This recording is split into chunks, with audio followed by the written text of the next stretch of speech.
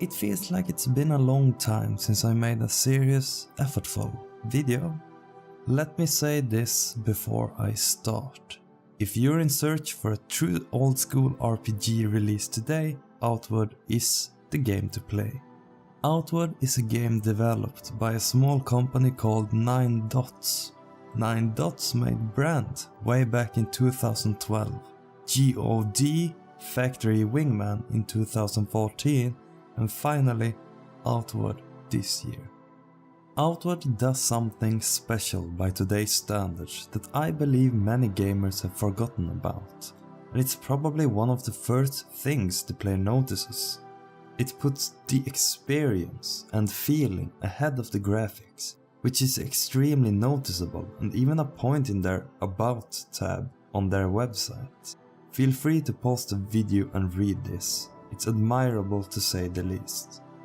Don't mistake Outward to be just another survival RPG. It's an old school, or more accurately, a classic RPG. That's not to say that the game cannot look stunning in some cases, because it can, and it looks even better on higher settings. I have on low currently. Instead of simply having the survival part on the side of the RPG elements, Outward puts the survival in the center, while the rest is used as seasoning. You need to have or prepare food, liquid, shelter, warmth, and everything else, or you're fucked. You do this by either buying the necessary food and or drinkables, or you can prepare them yourself through a sufficient crafting system that you may also use to craft armor, weapons and runes. Mix some things together to create travel rations, or cook an egg over an open fire. It's mostly up to you, and you can even experiment with plenty of available ingredients. When nightfall comes, or when your character gets tired, they need to sleep. Make a temporary bedroll, buy a tent, or sleep in an inn.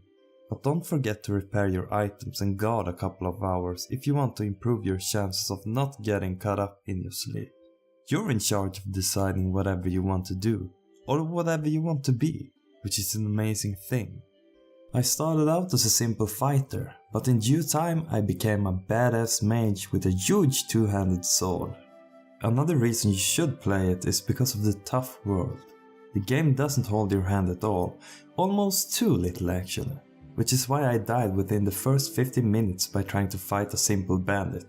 Hahaha, what the fucking noob. What you gonna do, huh? Said I, not realizing how fucking destroyed I would get.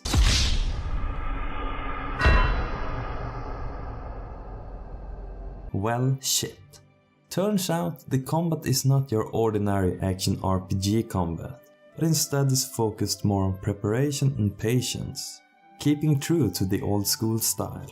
On the positive side, it feels more real to not be able to go in alone versus a legion of enemies, and you can't just mash to win. But on the other hand, it can be extremely frustrating. Hits making you not be able to attack, somehow. Enemies hitting you despite you clearly avoiding their weapon. You push attack, yet nothing happens. You block, but your character doesn't block, and it goes on and on.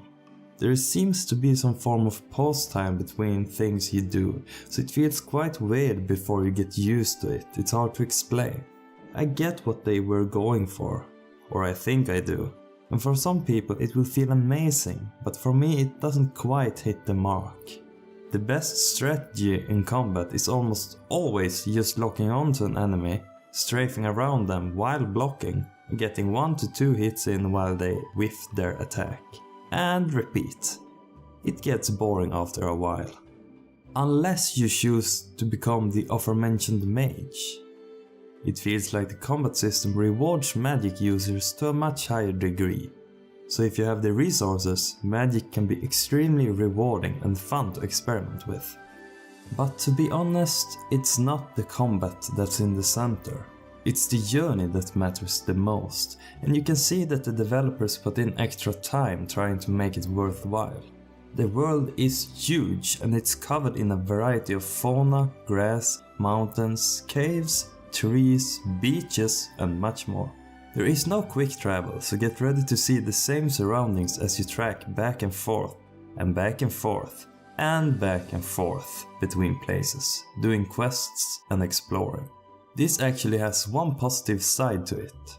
While there's a map in the game, there's no indication of where you are on this map, ever.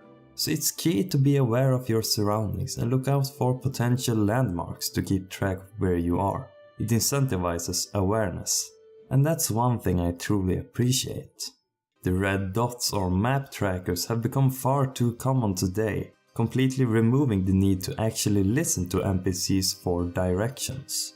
You can listen to Game Maker's toolkit on the subject, which is quite an interesting video. I'll link it down in the description, so be sure to check it out.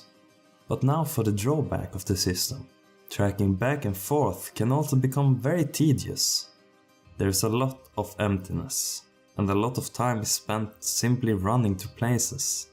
But you'll also notice the immense atmosphere that this game provides, which includes a great dynamic weather system that even has seasons.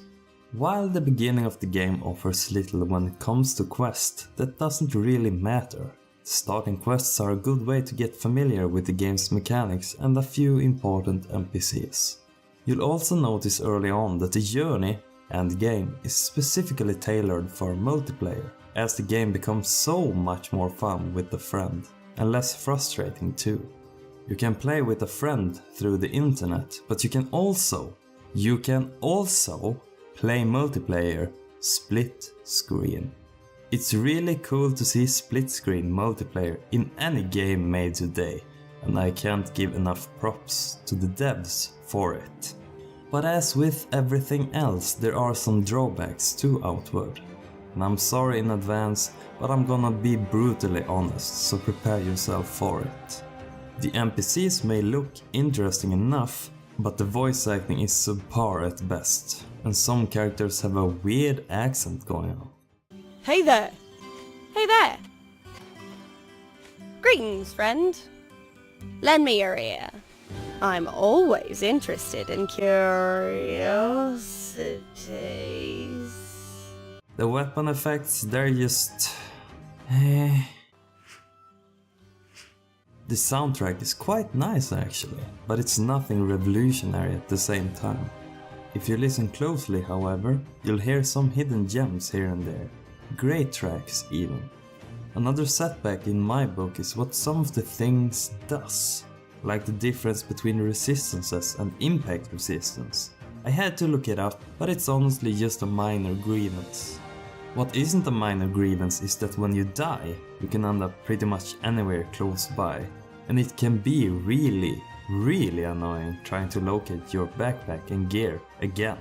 Sometimes it's right in front of you and you've been rescued by some random cool traveler, but sometimes you wake up in a random cave, gear nowhere to be seen, and you're surrounded by 4 hyenas. Well, shit again.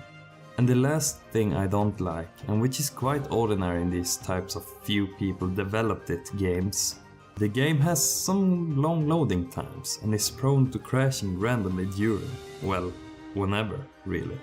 Often when you least expect it. The game is a valiant effort to create something badly needed in today's gaming assortment. An old school, tough, survival RPG with a heavy focus on the survival aspect. In some ways it succeeds, but its roughness overshadows the brilliant intentions of the developers, if only slightly. I think a lot of those that play Outward make the mistake of simply comparing it, most graphically, to other games released today, instead of experiencing it as intended, like it was a game back in 2014 or something, and I mean this in the best way possible. It was a delight to experience Outward, and I'm really glad I did. It's something you don't want to miss.